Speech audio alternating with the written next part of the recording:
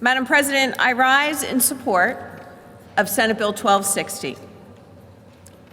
And if you were to look at this chamber and label a profile in courage, I would look no further than the good gentleman from Bucks County who is co-prime sponsoring this legislation with me. How did we get here to this point on June 27th to find bipartisan common ground on legislation that would prohibit state divestment from our country's #1 ally in the Middle East?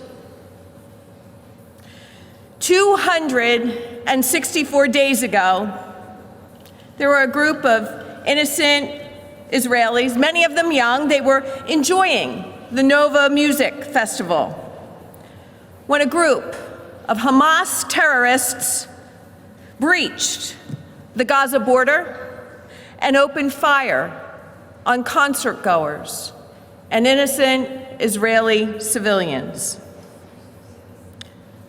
On October 7th, more than 1,000 innocent Israelis were murdered at the hands of the Palestinian militant group.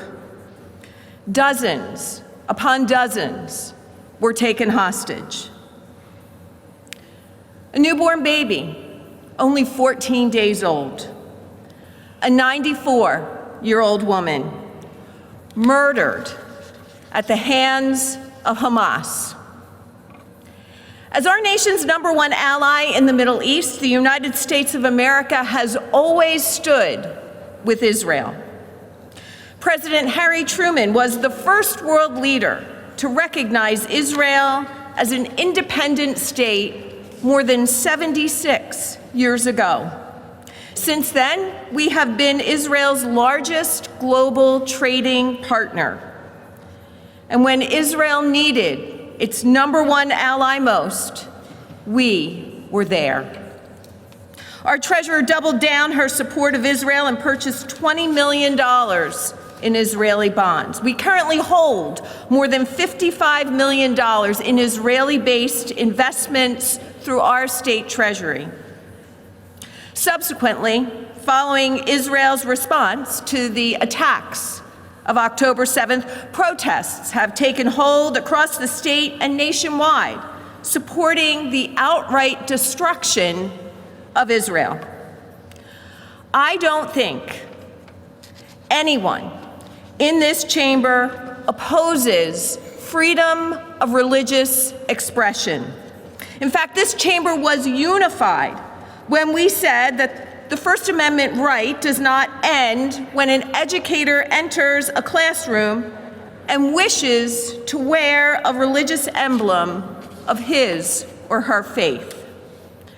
But where we draw the line is when we call for the entire eradication of a group of people based simply on their religion. Protesters on college campuses calling for the outright destruction of an ally of the United States. It is unacceptable.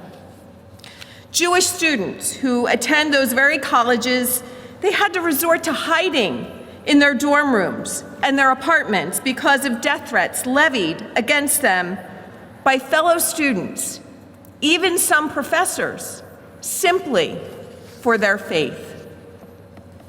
Former University of Pennsylvania President McGill could not say that these protests, which included calls for the genocide of Jews, violated a code of conduct on harassment or qualified as bullying. This university named after the very person who sought religious freedom and tolerance.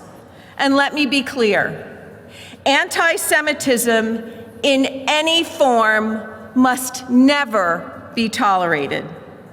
These protesters want to threaten, to intimidate and bully the Commonwealth of Pennsylvania and colleges across the state to divest its investments in Israel. And like Israel, we will not be bullied. Israel is the only true democracy in a very volatile region of the world. And when we turn our back on our ally in their most challenging moment, what message does that send to the world? We are the greatest nation in the world.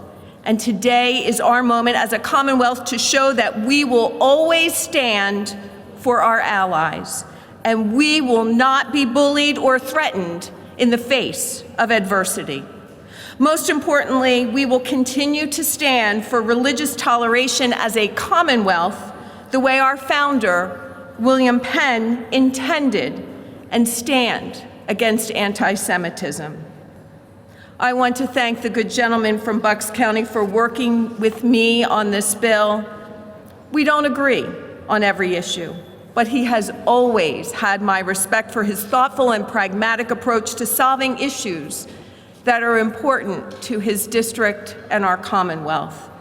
Today, he showed a profile in courage, and for that, I thank him. And I respectfully ask my colleagues to cast an affirmative vote for Senate Bill 1260. Thank you, Madam President.